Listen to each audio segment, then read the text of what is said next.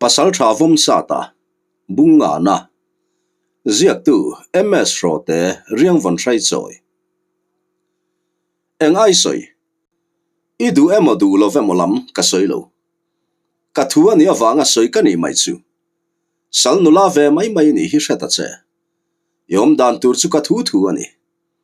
ti pain lal za huwa ta chuan len lunglal fanu sai rengi chu anmel tur khuya ka thu angai om lo ani vai zongin triau rala thinglian lal zapau lian kuta emo wangtlang lal rone ka kuta emo ka thon liam nge yang che antile muka len lunglal fanu sai rengi ero bianga mit tuiluang nge chungin athukun lapa aril ru chu anavong vong hle ani chutia lal zahua tan lal fanu sai rengi alo mel tur khui lai chuan lal fapa lal oya chu lo lut ve chin kha eng thu ngen lo soi ni ani kapa kan len lunglal fanu chuan du thu alo sam deuem ni ti pa in anui lut vura du thang thei din huna ading chem ni le in nei na po chu kalpui vatila athang ani lo chuan hetiang salriang vai chen pui reng mai hi ka kham ta deve alu hi kala du tak mai do ne kati anti zom zata khai ta ya nakin lokai fa te nu tur ani hi mo chutin tong an thla khum mai ngai lo nui vun chung hian lal za huwa ta chuan antilu lunga lal fanu sai rengi tan chuan be se ya bo hle ani vom sa ta te point tu na chuan sajuk ngo chung chu andai lu der towa tun malama antlat ngai lo na ram ani poka ram chin chu an la bel lo hle a arama cha in nizung takngial point achun tlang zo lo kha ani poka ram chung chu athim rui maya vom aya le sai tluanga phe chu an hoi shek maya ni thingla chura rual angir khup maya nu ma phe chu mu tur a om ei lo ram hrui le hrui zam la mal pui tia deuh tho a in kual rem rum mai bok pase hel le thin phut ei po la nei ngai lo vom sa ta meu point helai ram mai chu ati chuak hil reng ani enge mo chenan kal nu in chulai ngo chunga chuan tuiluang ri heran reta an chaw ang reng to boka e khai chulai lui kama chun mong hun pa in vai bel zuk te han siamila muang marin kan cha chuak le don nia vom sa tan anti ta ka chuan chulai muna chol tum chuan an kal ngal thuaya luyan thlen chuan han in phi harin ram lo sik tui thiang phim votrai mai chu an han in khola har song in an in hial mai engpo ni se kan kal le ma in kan chofun hian min tirit mai ani helaya hian cho ifak ngal mayang umiang tonan alo ti ve ta ka chuan ni e apoi lo khopang kol zala thun reng ai chuan savun ipa thun mi maila azang khai nga ye nui deuh suk chunga vom sa tan alo ti ve tak supa chuan cho chu an fak zui ngal mola cho fak kham chuan puar del rual nan engemo chen an han thule wanga to na le vom sa ta chuan vaibel an han pak lata vaibel beng khatan zuk zo chuan ti pa in vom sa ta chu an ding hluaya an zimar uana chuta han hoi kual thatin kan mazon khochak lam hrut zelson kalta ila kan ti fu covering em aram hi kan la chiang chi asilafa ram chin chian nan te po athat covering em anti bul ta ka chuan to na chuan nang beriniti tlat ta chuan kan kalmaya niang chu alo ti ve khawa ani kalmayang u o sai tluang ti pa in asilai chu punolin vom sa ta chu akal ngal futa to na te chuan an zui ngal thuaya engemo chenan kal nu chuan an rin lo takin mun theng thonuam deuh mai hi an chuak lol maya kho hoya nuam em mai boka tlang le mual alang thui hle a sa po an tlana sa ti hriat takin apesel sul mai bok anom na mual in kho tom na mual a chuan korpuilian vak lo omin an piango pui chu alang cham dur maya ni po a herdeu boy to kan piamual so kan po phele lo lo don em niang tia vomsa ta han tho vut thlang lam han hoi thla chuan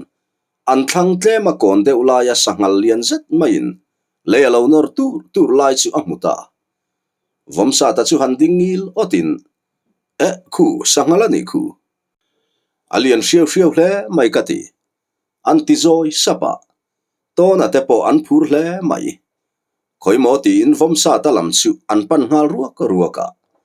chu sangal la chu athla muan mel hle le ngala mei toy te chu hem vatin le chu anor tur maya ate chelo hle ani ti hriat takin rala tang po chuan alang rol ru mai ani vomai ta hian lo om lok ula to na nen hian kan zu venge ti pa in vomsa ta le to na chu an liam thangal thuaya enge mo chen thom dim taka an to thak nu chuan sangal om na chu an thleng nai to hle a thibeng dan adik boka sangal chuan an rima hrelo ni nge turani baka alei nor bak uksak nei heklo le anunga anuk cha tumin ve tu anom ti re nga hre haulo thamuang zetin le chu anor tur mai ani an om na bul lung phe na tang chuan vomsa ta chuan an bi deka ache deuh renga wang chuan ka remin a om hlei thei tlat lo azak do taka ka tumin vomsa ta chuan an tin wanga asilai cheng chu an kau zui rapa asilai amet perdon si atia an piango pui chunga tanga meiche au deuh that thom chu an hreta phut mai le chu sangal po chuan mihring thoma hriat ta ka chuan hoi ngal zokin hok dot chung hian thanglama atlan liam ngal thuaya vomsa ta le to na po chu han in meldun he ho in angai nan hriat lo mel hle mai hetiang ramril le relu tuk maya mihring thom han om tamai chu makan ti ve hle ani karlova patling thin rim in ro sa thom ron chuak le in nau pang thabar trap thom aron chuak zui le ngal zata chu thom chu nui so ti hriat tak thom hian aron tlak chil le ngal zat boka vomsa ta ngai tu na chu adang tazar mai le nau pang thabar trap thom chuan an tun ma hun ngai tu chua tir zokin athin chu a al taphat mai tona rang taka kan kal nga langa ye ti pain an naute om na lam chu an hoi chho ngal thuaya vom aya le sai tluanga poin an thom hriat chu an lo hre ani ti hriat takin an malam ngo chumeng bial deuh pap chung hian an lo kok ve zau zawa vomsa ta chu han budeu ngatin anaute pani chu an hui zawa chuta vom aya te pani chu rang takin an u te om na lama chuan an tlan thlangal thuaya naute u kan piango chunga son eng thile mo tak chu a thleng me kani engin nge min muak tila atun kan hrelo sa chu sa mihring chu mihring sa chu hon lo maila apoi ri lo ve tunari chuan nun na hlutlat ani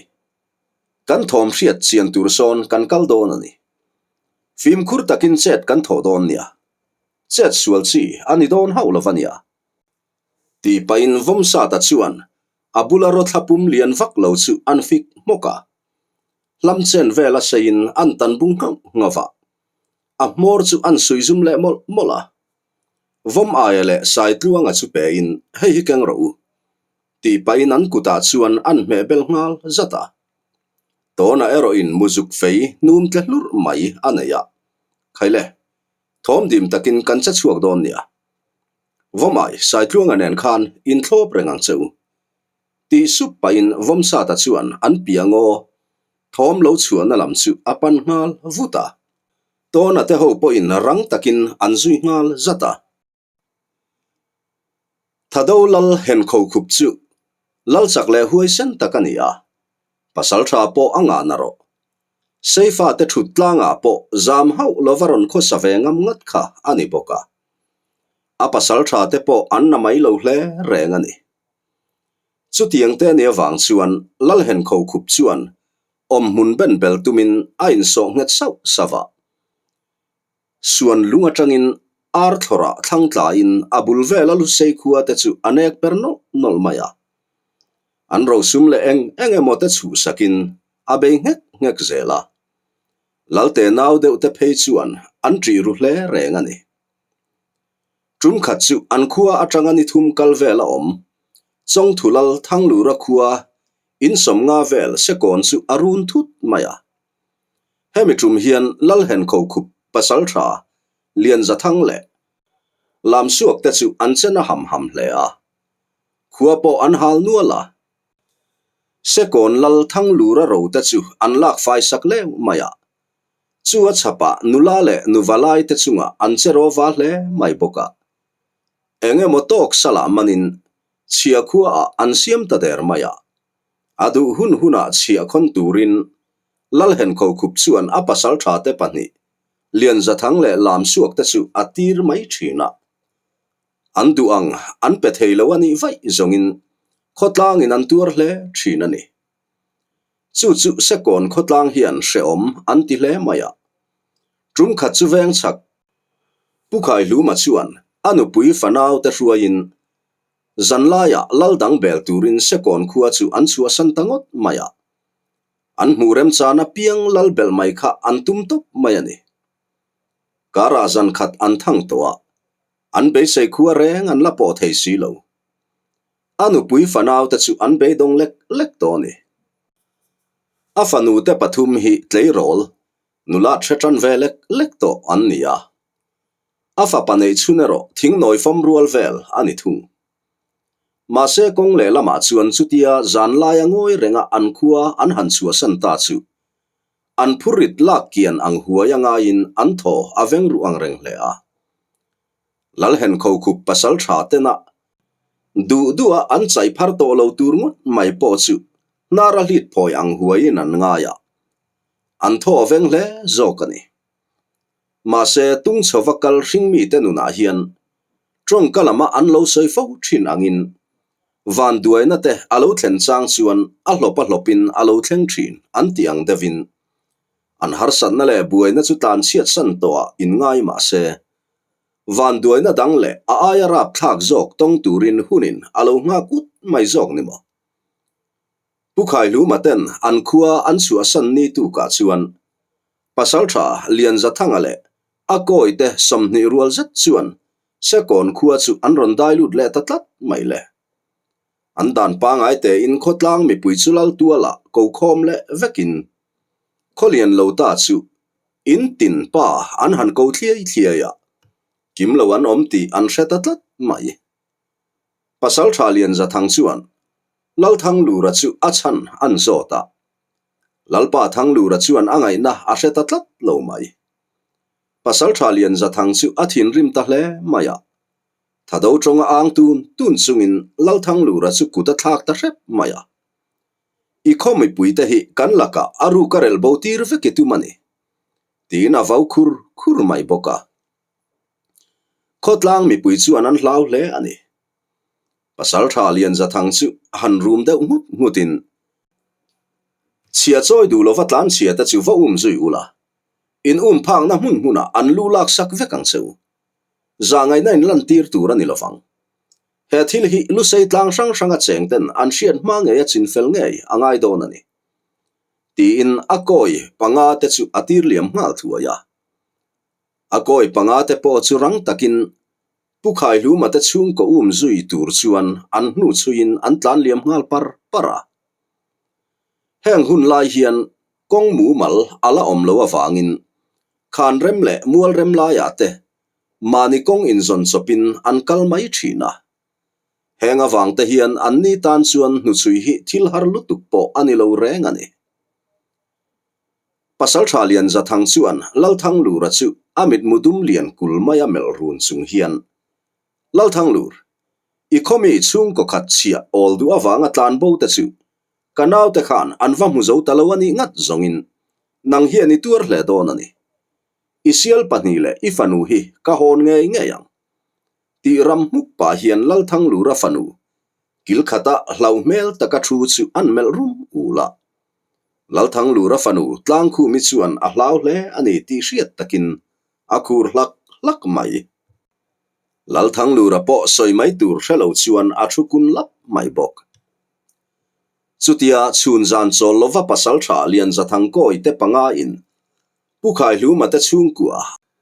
an hnu chuya an zui tak ngara chuan len lungkho thar ram walchin sajuk ngopia ngoin phar thazet maile tu pa mai nan la dai dar lo chura rual thing arsi e kai thata an ngir khup na hmuna chuan an phak ta dim doi na tel hau lovin an soi sa ngal bora pa ber pukhai hlu ma chu an chui ngal zot mai afanu te pathum po an chai phar ne hle ni nuam tol na man ngei an tu mani ti po a riat hle a pukhai hlu ma chuan beilet tumin han in ro sa ve bok ma se ani wei thalam to tan zong pasal tha panga zet chu ti ngai na a ngang si lo nui za siam nan an mang vel mai ani pera zangai tura anu pui nangen lom na po an ni thado pasal tha te tan chuan dai tam vate ram po atluk si lo nui hua pain nalol ka ding hi chu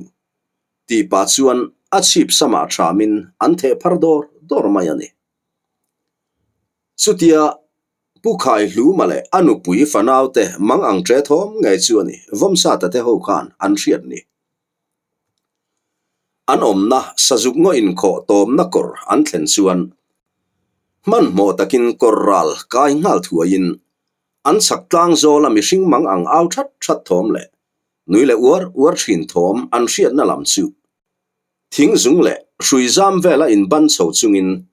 an mazon khama tang chuan an pan chho hriawa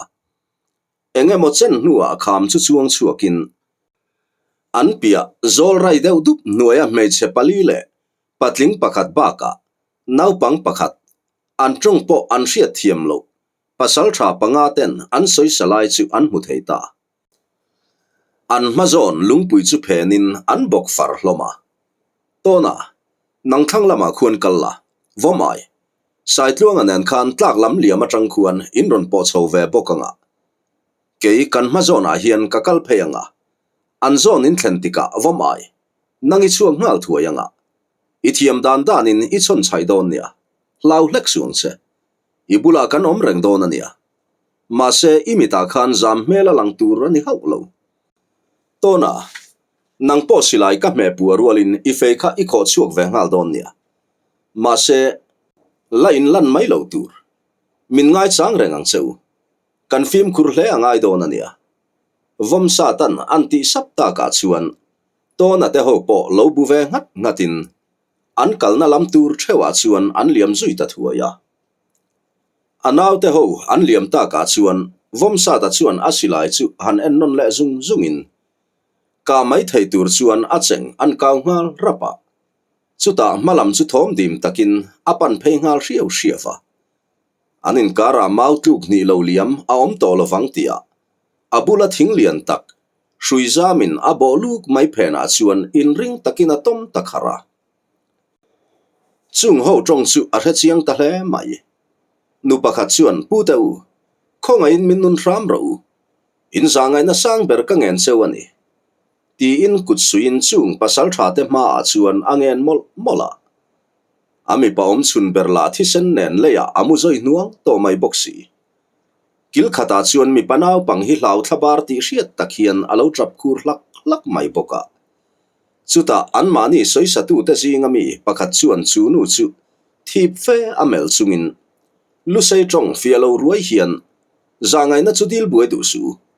in vaya that vektur chewa thupek kan ni heile chen hi kan ron zui to chewa minti ha mana reilo te kan ha man kan la lokanga chumi zo in lu kan lang chia choi hlawa tlan chia in nilom ni nungdama kan chua cheu chuan kan ho tu pa lian za thangin damin min chua don haulo nang ni phiang sena wang hian kan nun hi chan ngot kan phal haulo antiram muka pakhat chuan pakhu kan ti tur chu ti vatila mole indu theu kha han phi chua kula iching fel vat tak te angu ke chu hei hi ani mai ti pain mei chetlei rol pakhat chip sama chuan an tham dak lo pa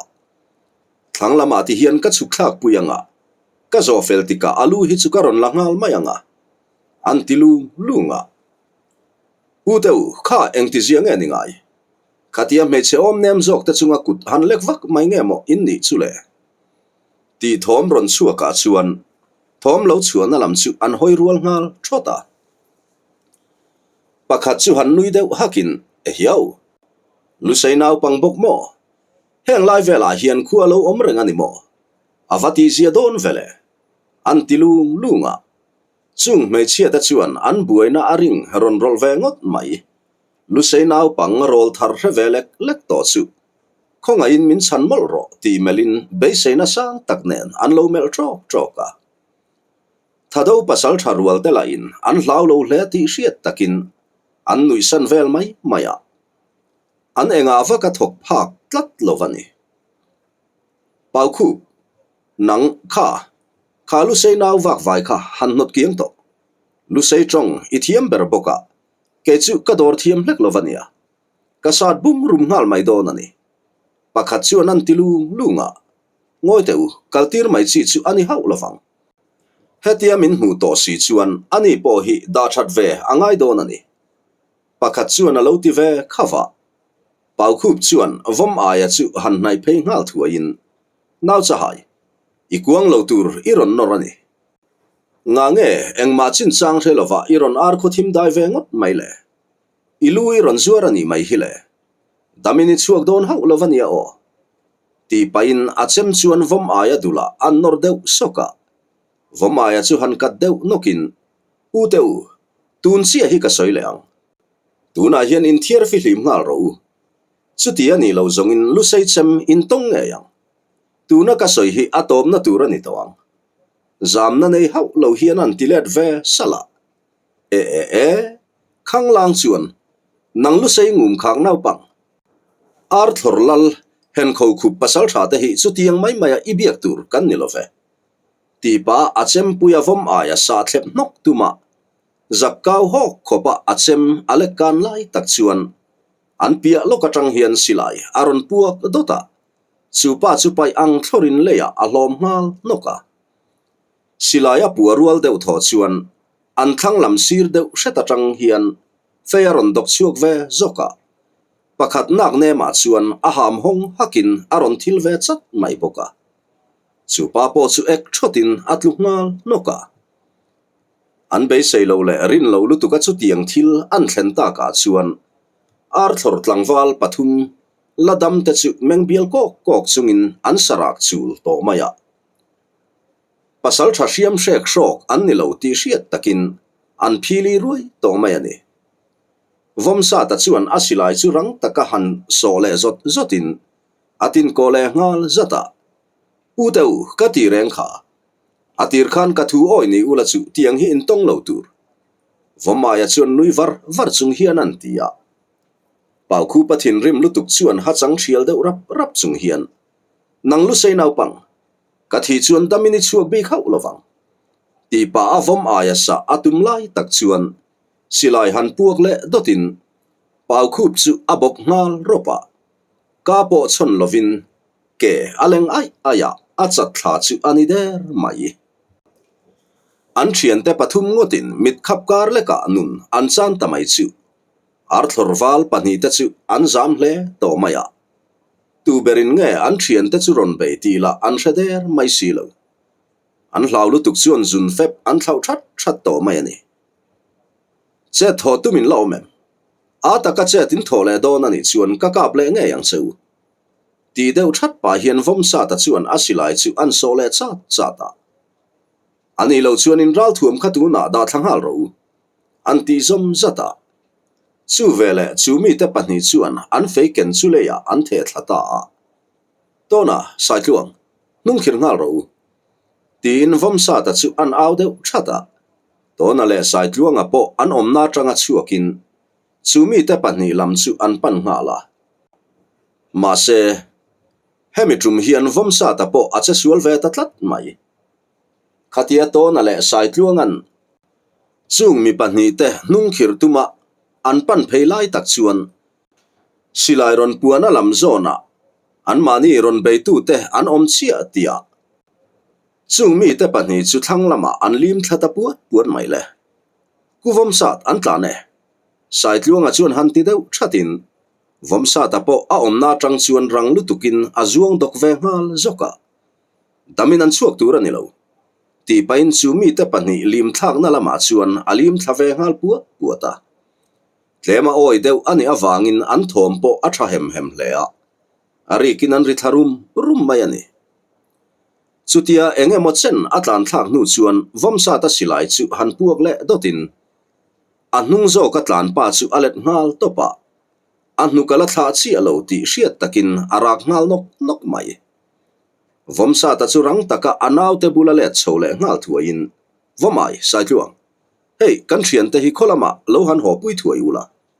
muang chang suang seu pakhat kha chu ka kap fu le nge in ka hria pakhate ro kha chu atlan che mana an zawaya kan tha fai le ngai don ani chutia ni lo zongin kan tan thil poi taka thleng thei ania tona ilo han kalpui ve jok don am niang ti pain vomsa ta chuan tona chu anmel rala ni lo ve thian pa kalokal veang hei kan naw te hian zo in lo kalpui ro se tona na lo ti ve ta khawa chuan ani le vomsa ta chuan ati supa Arthur val rual telaka annum na chan him saktu Lusei val tuai tirte te chu second tlei rol nulat hre chho tran mek khai luma fanu te pathum chuan mit tlalek lekin an thlir tloka vomai sai tluang kan kalania o kha kan thian te khati khan lo buai pui ula lo han som ho bek tak ro ti hian kan mel ho ruang hi chu lo om mai ro se an man ruwa te kha mun khata lo da khom mula ho pain kan ron khom mai aniang chu ti sap pain vomsa ta chu aliam ngal vuta tona poina zui ve ngal zata an mi tur te liam thak na chuan an lim thangal puata an mazon ruam rai chu kanin ami ka pa chu tona nen chuan an han zong ngal thata chu pa po chu amal pui ru tiak ro pangen muin aden tak soka chuan han tlan zui zel thei ni to bi khek lo le pen tu rem chang zongin abiru ve sata helaya atlan phei tur lai tak hi ania kakani solai khoreng kung bula tang son ania kaka khoya atlan hlalo topang damina chuak tur ani lo mai chuan khatiang tak maya me chia an han soi sak ngot mai baka kan ram valchin chunga an ron tlalut le ngal Arthur khuwa kan ni anti mo kha helai ngo pui chunga ram sa ta hian Arthur an hre haulo ti bul pa hian vomsa ta chuan abula nim chu an vai thota ave thuak mai bok thiana kan man model chu ngai don ani kan mi hring phiang san pa kha alo tlan hlaman lutu ka nge to na chuan an ti bula ngoi te thiana khapa kha chu thamuang takin lo tlan mai ro se kan phatho tho tura ka ngai helaya kan sahliam hi ani zon mu masak ngai chu alu vun kalip fil pak don ani vomsa ta chuan an tiram muk to maya an thlang thing tuluang nuai ta chu an bi ngal zunga an bulvel khuaten an hlau ang ngota hlau velo tu le thange tuma ama zong tu lu sei tlangwal tuai tir pani ta chu mi mai an nilo ti chu pa chuan a hre chiang hle toni aom na lung kokel kara chuan khur hlak chungin abok phek thopa an soi zong la a hre chiang hle mai boxi atan chuan chen ngai na wang hle ani a thlan fi min abual traka a hlau tak zet toni abik takin vomsa tatia an ko pa phei chu arab zok hil to maya aom na bulvela aron vei thuak mai boxi nen a hliama tanga thisen chuak la anasa hle mai boxi an wang khuwa chu dam taka kaile aring to mol lo vomsa ta chu han room deuh ngutin thiana khalam khan bi chiang deuh ro khai kan mu nge anga ya nia ti pain to na chu anmel zuka to na po aom na thlang lam tlema kham lung khok rok dawa chuan an liam thlangal thuaya thiana helama hian thisen ka mutat mai kan mi zon hi akala ni nge yang to nan an ti tak lunga chuan vomsa ta chu atlan phei ngal vuta soitong khan an hun malama hun thim le rap thak tuar to kha an ni miwa wangin vomsa ta hi abuluk riau to maya rong taka che thin te chunga hian zangai na lan tir hi atum ei lo mai bok helama hian kan mihring phiang sena chu akalani hi heng lai vela hian a om nge yang tiro thiana heng lai vel hi han bi zung zung teang kan tlai lu tuk ma kan sin fel watanga ye ti pain vomsa ta chu an thlang lung hmuna chuan atlan thlanga la engemaw chen chulai hmun an dap nu chuan an lu thlak lo na lam atira an kai na lam zok lungpui pahnih inkara engemaw han ri deuh rak thawm chu vomsa ta chuan a hreta han ding deuh datin an ngoi wanga chutia a thian pa ngoi renga ding vung a hmu chuan tona po ading nga chata vomsa ta chu lungte in an vom zawa vomsa ta chuan rang taka to na lam chu hoin alama chuk thlatur chuan an hui zuka tona po han bu ngatin thom dim tak chuan vomsa ta lam chu apan thlathuaya an pia lungpui lam chu thom dim takin an pan phei ta hriau hriawa vomsa tarin ange in chu lungpui pahni inkara chuan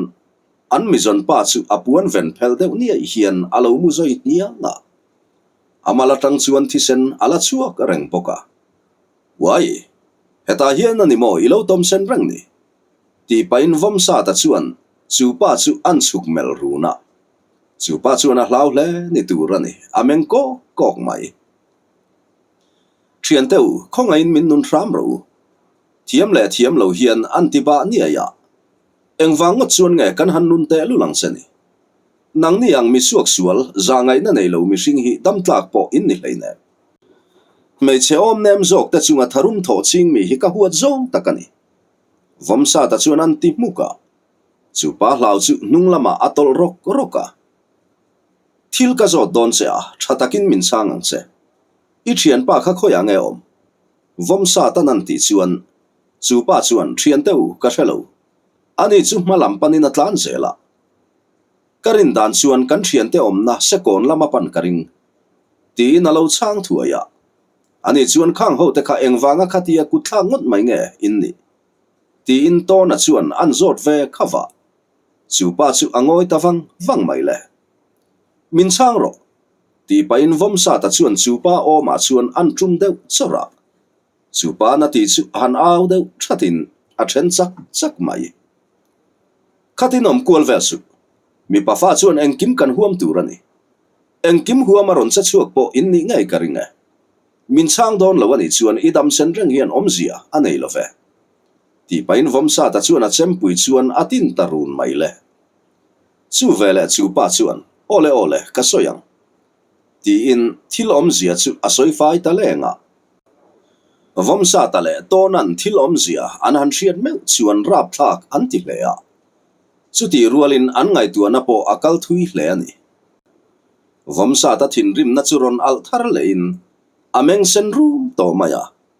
chuta han room de ngutin engpo ni se idam sen vereng hian omzia anei love ti pain chu pa chu asa ta cho sormaya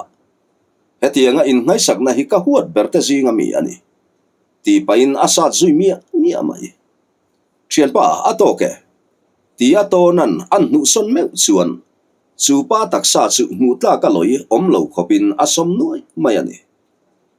vomsa ta chu han room de mutin thiana pakhat po khatuna kan zui ngalang anu kan chui zui paranga khoi mun po thleng ro se kan phak na muna a khovel atop ngai turani anti ram muk chuan man mo takin ar thlor tlangwal pakhat tlan liam na lama chuan an liam le ngal para voma ele sai tluanga point sekon khopa ukhai lu mata chung kwa chu hruain kholam an pan pui tawang wanga pem turan ni awangin an bor ang reng hle maya ar thlorwal rualten kutan thlang na wangin kalpo an kal chak hlei thei me lofa vom ayan ma hruain sai tluangan nunga dol ve thunga khan rem lai zela kalin tuna chuan sajuk ngo chung an chafang na lui kam kha an thleng le der towa soi turan van hle ni turani anin bekhat hlom hle mai mi tong du le soi tur hretak vom aya meu point soi mai tur a hrelo nge ni don ukhai hluma fanu te chumel le zukin akal butut lut ringot mai ani ni po thanglen ko la aliam don ruai chunita sajuk ngopui chu acha thaboka athim de rui to a luya chuan han in phi harin tuite an han in khol khola helaya tang hi chuan khua chu rei yak kalani to lo ve bak chelen hun vela chuan khua kan lu mai ka ring vom aya chuan an tipal bala taya teu in chunga hian kan valom tak em nang ni om lo ula chu khang ho te khan damin min chua don hau silova khua nu ro rel dan hi alova mak nga em ria thiama har te zong ani hi pu khai lu ma chuan an ti deu char chara he khai kapu lungzur hau su khai khua nu zara adam kan hawanga khoi mun dangkal angai to lovang thamuang thin thidia in kan khua om hun in beng bel ve anga naktu ka tangin in chak tur kan langal mai don nia sai tluanga chuan an lo ti ve bal bala taya teu in khua chu enge a ming nia tunge in lal ni reng reng le heng lai vela hian khua a omani ti po kalo hrengai hau lova u khai lu man an ti dam thlap chuan kan lal pa ming chu dar khu mania len lung khua kan ni ma se kan khua chu kan kho then om kai zol lal za huwa tan min bei thut maya in ding pakhat ma om lovin anasa thei ang berabe kan ni nun chan po kan tam hle mi enge moza salaman an ni poka salaman bang le tlan dar ta chu lal dang bel lovin mun khata kan om khom le veka hun enge mo chen nuwa helai muna hian khothar kan kai ta kan khominga po len lung kan ti le ni chutia kan lal chung kuate an om tak lova chuan kan mual kil upa fel tak mai thang kula chuan kan lal te ai o in tuna hian lal thut thleng alu ame kani tampo kan ni to lova in som hi bor lek kan ni ta ti in asiat ang chin chin chu vom aya chuan an soi char chara khang hun lai khan kan la naw de sim maya ka u vom sa tale u to na khan chiang takin an hril theyang cheu an ti zom zata vom aya thu soi chuan pu khai lu ma beng chu alu ta hle mai hiao taya teu laldar khu ma khua len lungmi le sa te mo in nia in kho chan chin chu kan lo thete mewasin kan lo ral hrian ngot ai chuan alo rap thak le tak mai taka ngoi teu lal za huwa ta chuan laldar khu ma te nu pa chu triau rala apu thinglian lal zapau lian kuta ada ani anti takhamo avara phla ngai ve o khai lu ma chuan anti chuara kan lo hriat danin lal za huwa ta hi zapau lian fapa upa ber thangkhum lian son fa ani ome chutiang te ni wang chuan poi ral laka po an him hlea poi ho local te po hian in nga nan bera an man thinani anti bokasin pu khai lu ma chuan an ti bula kapu ani nang ni hi khoi khua le tui nge mo in ni ve chi le ti in vom aya chuan an zot let he ho ani mo chiang takin kan lo la in hril hau lova ke ni hi chong thulal thang lu ra khua se on kho tui tlan kan nia ke ni po nang ni ang thovin thadolal ar thor tlang thut tu hen kho khup chuan min beivak maya in som nga bor lek kan ni awangin ke ni tan chuan ti ngai na om hek lo le apasal thalian za thang le lam suak te phei chu kan tan ti ngai na an om ngang lo chu wangin kan tlom tangot mai ani chutia kan tlom ta ka chuan lal hen kho khup chuan a chia khua min siam zuita andu huna chia ron khonin andu angan mu lo chuan kan rim thei hlea me chia te tan phei chuan a hre om thin hle ani chutiang ani awang chuan zanlaya kan khua chu kan ron chua san tangot maya keini te lul tan chuan khoro pui tak han bel hi ti mai ani don lova kan chin dik takan hria ani phei chuan lalte naw deuh te chuan an khua le tuya min om tir ngam don hau lo nangnin in khua le tuya min lo pom du te ani ngai chuan keini chung ko tan chuan chu tluka hlu le ro pui chu om don chuang em ni u khai hlu ma chuan an ti dam le thlapa tin ke hi khai hlu ma kania ani hi kanu pui khuangi ania heng te hi ka fa te an ni au pa ber hi zol ku ngi ania hei hi kan milai tlang peli ani chuan ani hi ro chingi ania kan pang ber mi panau pang hi chong liana ani e ti in an ming ta chu an soizom zata chu tiang chu in lo ni ve tho ani mo an vanun ronga i vele vamaya chuan an ti vanga taya teu in ming ta po min han ril ve reng teu hetiang takami huai sen te ming han riat lo ngot zong a thangai lo ve kha nichin khan ka uvom sa ta le to na ti ming kha iron soilang zoka vom sa ta le to na chu kan misual te pani zui tu te kha an ninge yang mo khai lu ma chuan vom aya en ha pa chuan an ti le supa oni e kapu kai hi vom aya kania ani hi sai tluanga ni ti teu kan ha po adam khat viu to in ka ria e kan tlai chiat lu tuk ma in kal kan siam phot mai don em niang vom ayan an ti zom zat ta ka chuan hu khai lu ma chuan ani don te take kan tlai lu tuk zong in a thalovang ka ti kal chu siam phot mai ang miang lo ti ve in zoi o in kholam pan chuan kalan siam le ta a thang len ko la chung tur ni pui po a her liam don ruai to a tlai ni ko la her liam tur chuan ko la chun sen phut mai boka vom sa ta te pani po man mo takin an mi phak tum chuan an kal loka an dai ngai lo ram dai an ni boka amun ma an la bel lo hle a an om na mual samul then zela chuan kal parin an pia mual pang per zela chuan an nu chui lai chu akal zela engemaw chen an kal le nu an pia tlang lum pul thlen ma ruam rai an thlen lai tak chuan an ma zon mau tluk ni vela hian thing tang ro han rap ri deuh sok thom hi an hreta vom sa ta chu han ding deuh datin thiana kan ma son thom om tlat mai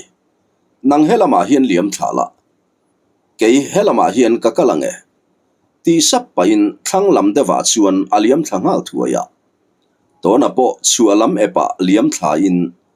an thom hriat na lam chu apan phei ngala engemaw chen an ma zon thom an hriat na lama an tol phei lai chuan an mi pa ngai mai chu beidon mel taka dingin a hoi zaka a fim khur hle ani ti hriat takin thom an ngai thale wanga chuta vom sa ta chuan nang kha cha to hleksu chuti ani lo zongin ilubur kha ka thlodar nge yang silayatin kova chung hian an tivin deuh thata a be sei lo lutuka chutia thom ron chuak ta phuta chuan chu pa chu phuzokin rak thot pa hian thlang lama alim thlangal puata chu vele vom sa ta silai chu chulai ram khok roi khop chuan apuak ngal dura ma se hring mi chu hring mi nge khuanu hian atan hun tha ala ruat ve ani ma na le vom sa ta ngen mu chuan adeng thel ta tlat mai chu pa lu zona chuan ngen mu chu ving fuwa in abula thing tuai chu adeng kem ngal soka thian pa helama hian atlan phei ka fu tlat lo mai ti pa in vom sa ta chu azuang dok ngal zoka to na po a om na tanga rang taka dok chuang ngal zokin vom sa ta liam na lama chuan alim thlave ngal puata khua athim deuh chu to awangin ram chung phei chu chet a har to viu maya an mi pa la thi tha tak me vatlan kha ni boka achak pur hle mai boxi a tu te pani la in chua an tum der mai boxi lo an thom po a tha hem hle reng ani hruizam le pik bon deuh le mau rop te chu vom sa ta chuan ala zai pal thak mi to maya khaile len lung kho chan vom tu ka fapa vom sa ta kaninga ye damini chua khau lovang i ko chung ka hai don kho tin au khok rum to maya soi to ang khan khua athim deuh to wangin man mo ta ka tlan phei chuan kong mu fia na man om to hek lo le ama thing ro lo in khama chuan in chui palin avai bel fun lang huang khop chuan thlang lama abiling abalangin alum ri tharum rum maya a thlang zol laia thlena an top meu chuan apil pheng phung to mai amal le nak nem chu alum na chuan engin nge lo tai pal ni kut pha chen deuh tho in akak duai mai boka thi sen a far dir tleka athine ro arim tul mai shep tak chuan ti pain asilai le apuan zongin alum thak na lama chuan awak chole ngal thuaya chiana engi ti ta nge ni ti in to na chu vomsa ta lama chuan atlan phei ngal thuaya vomsa ta ruak tang ko nga thisen ne na ding peu ul mayan muzat chu anuya za boxi nui chuang ngam chi a si lo hian mui azum deuh pu ta chiana engi ti ta nge ni kha kan mela chuan a hliam chem ni tonan an ti deuh sup chuan hliam te suai khilai thinga khian kain pala lom le engai tua man ani lo hi ti pain vomsa ta chuan apuan chu han veng thale satin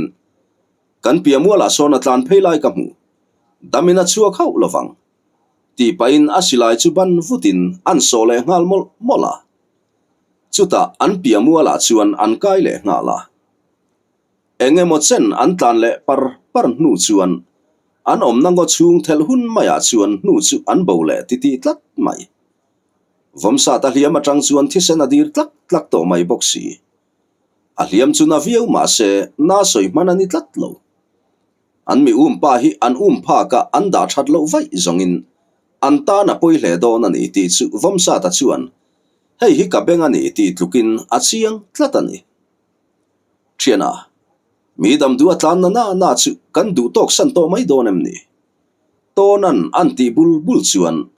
leilam bia an mi pa nu zonga kun kut lai vomsa ta chu ding vutin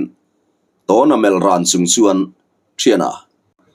a enga tia chu tiang te atong han thangot mai nge moi ni le he mi hring phiang sen hi kan chuani vai zongin thla avei man lo topang karlova kan khua hi hal darina om nge yang chu ka chiang te kele